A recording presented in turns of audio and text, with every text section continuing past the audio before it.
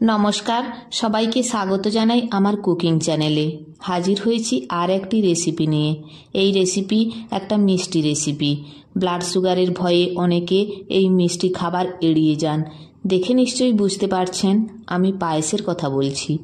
এই পায়েসে আমি চিনি ব্যবহার না করে যে জিনিসটি ব্যবহার করেছি সেটা পরে জানাচ্ছি। পায়েস রান্নার রেসিপি কম বেশি আমরা সকলেই জানি, তবুও খুব সহজে ছোট্ট করে দেখিয়ে দিচ্ছি। পায়েস রান্না করা খুবই সহজ। পায়েস আমরা সাধারণত ঠান্ডা ঠান্ডা খেতে পছন্দ করি। পায়েস রান্নার জন্য আমি গোবিন্দভোগ চাল নিয়েছি 25 গ্রাম, কাজু নিয়েছি এবং কিশমিশ নিয়েছি। 25 গ্রাম গোবিন্দভোগ চালের জন্য আমি 1 কিলো লিকুইড দুধ নিয়েছি এবং সাথে যোগ করব কিছুটা পরিমাণে পাউডার মিল্ক এবং কনডেন্স মিল্ক। চালের পরিমাণ বাড়াতে চাইলে কিন্তু আপনাকে দুধের পরিমাণ বাড়িয়ে দিতে হবে। কাজু এবং কিশমিশ জল দিয়ে পরিষ্কার করে ধুয়ে নিলাম। এরপর চালে জল দিয়ে পরিষ্কার করে ধুয়ে নেব।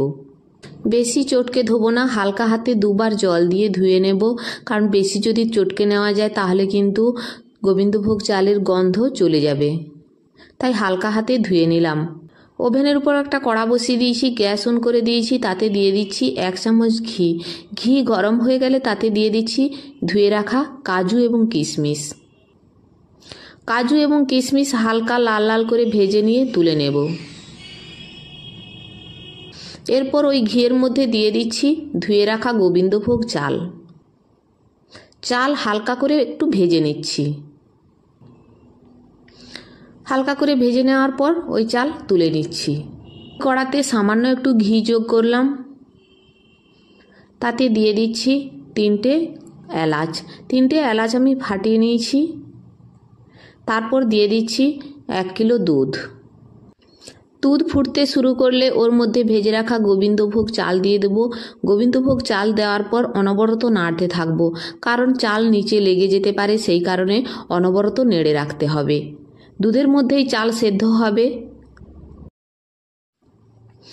দেখুন দুধ গাঢ় হয়ে গেছে, চাল সেদ্ধ হয়ে গেছে। এই রকম অবস্থায় যখন গাঢ় হয়ে আসবে তখনই ওর মধ্যে দিয়ে দিতে হবে ভেজে রাখা কাজু এবং কিশমিশ।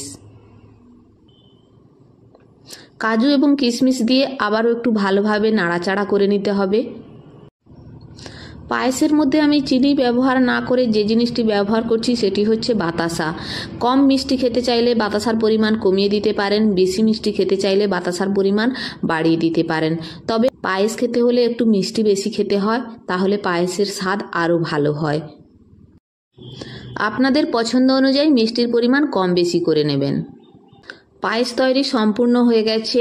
শেষে দিয়ে দিচ্ছি 2 চামচ কনডেন্স মিল্ক। কনডেন্স মিল্ক দিলে পায়েসের স্বাদ আরও ভালো হয়। আপনারাও বাতাসা দিয়ে তারপর শেষের দিকে এই কনডেন্স মিল্ক 2 চামচ দিয়ে দেবেন। দিলে দেখবেন পায়েসের স্বাদ আরও অসাধারণ হয়। কনডেন্স মিল্ক দেওয়ার পর একটু ভালোভাবে নাড়াচাড়া করে নিতে হবে। দেখে নিশ্চয়ই বুঝতে পারছেন পায়েস তৈরি সম্পূর্ণ হয়ে গেছে।